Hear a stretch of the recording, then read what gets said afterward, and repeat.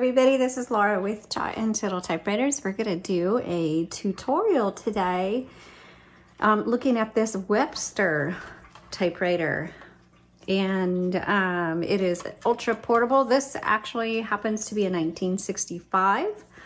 To learn what year yours is, you're going to want to look for the serial number, which is right there on the back plate.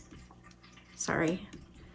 And then you can go to typewriterdatabase.com and do some research on there to find out your year of manufacture. So this was May of 1965, so we do know that.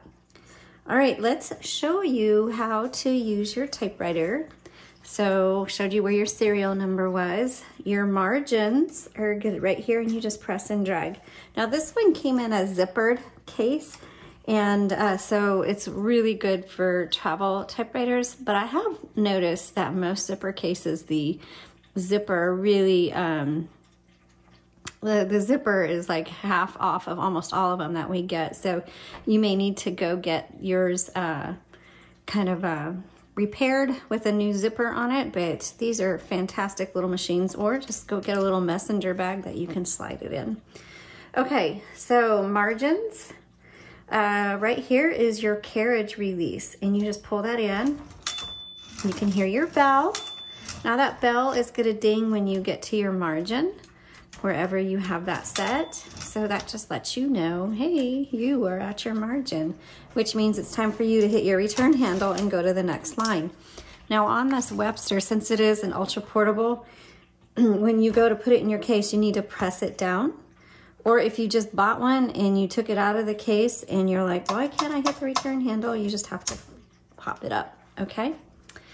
Also, sometimes, so there is a carriage lever over here on the right side, and it's supposed to be like a carriage lock. Let's see if I can get it.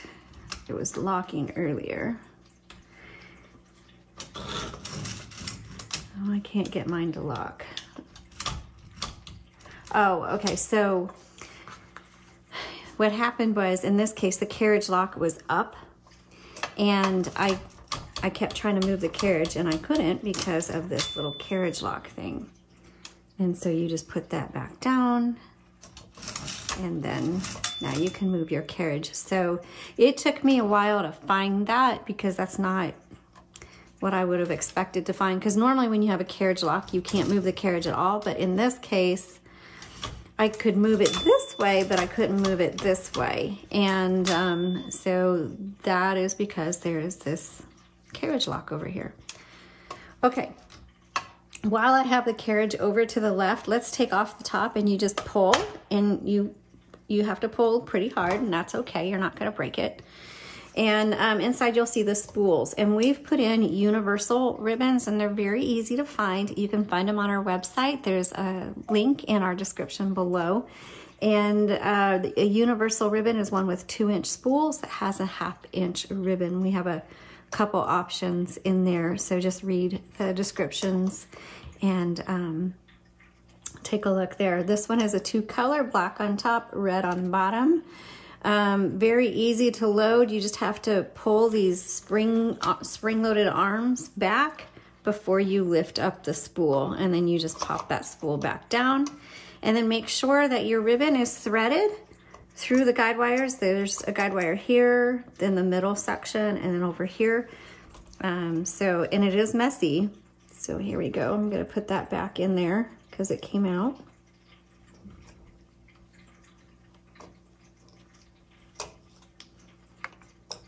And then also, if you go to the product listing link in our description, you can take a look at an up-close photo of this part of the typewriter so that you can refer to it when you are threading your ribbon through these areas right here. Now, you'll see these, I call them double barrels. These happen to be your ribbon reversals. So you just press, and it doesn't matter which one. That manually reverses the direction of your ribbon spools, because when you get to the end, you need to reverse it because there's a whole lot of ink in that ribbon. And so reversing it back and forth will last that ribbon will last you a long time.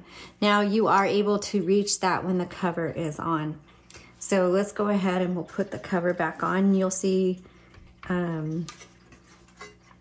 like these metal spiky things go into the rubber, these rubber grommets or holes down here. Snap it down. And then there's the ribbon reversal. So you can just tap it right there, okay?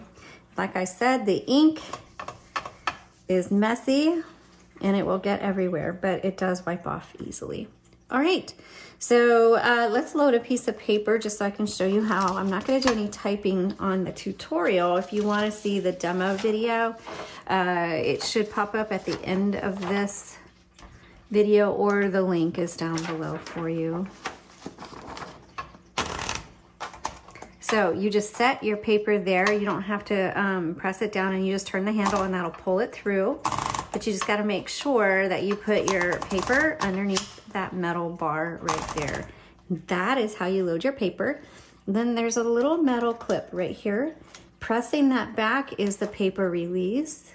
And then that way you can adjust it and make sure it's nice and even.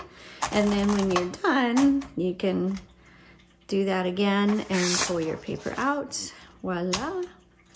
All right, down here we have, you'll see this H and L. That is the tension selector for your type bars. So it just determines how hard those type bars are gonna strike your paper. This typewriter does not have tabs, but it does have a backspace. And I know it seems counterintuitive because the arrow goes that way, but that's actually your backspace. This is your margin release. So let's go all the way to the margin. That bell goes off. When you get to the margin, everything's gonna stop on you and you're not gonna be able to type. And if you happen to be in the middle of a word and you really would like to finish your word before going to the next line, you just press your margin release, which is the double arrow. And that releases that so you can keep going, and then hit your return handle.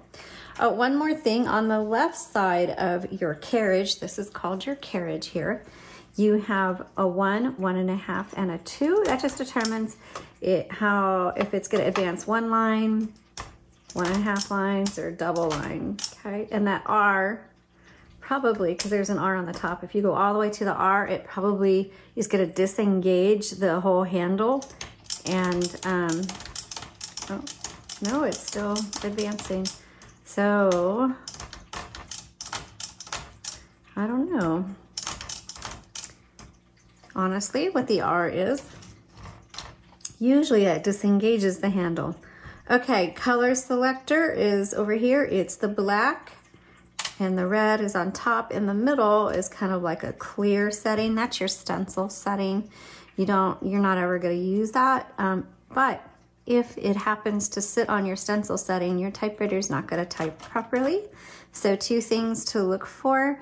If you're typing away, or you're getting on it and it doesn't feel right, or it's locked up, or it's just not printing right, check 2 things. Reverse the direction of your ribbon and check the color selector, okay?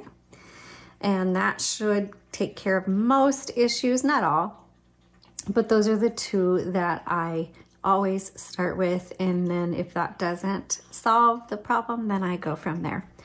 All right, thanks so much for watching. We hope you enjoy your Webster typewriter. Please give us a thumbs up or leave a comment, and especially we really appreciate it if you visit our website and shop for either typewriter pads, ribbons, covers, anything to help support this channel, and we are so grateful for that. You all have a blessed day.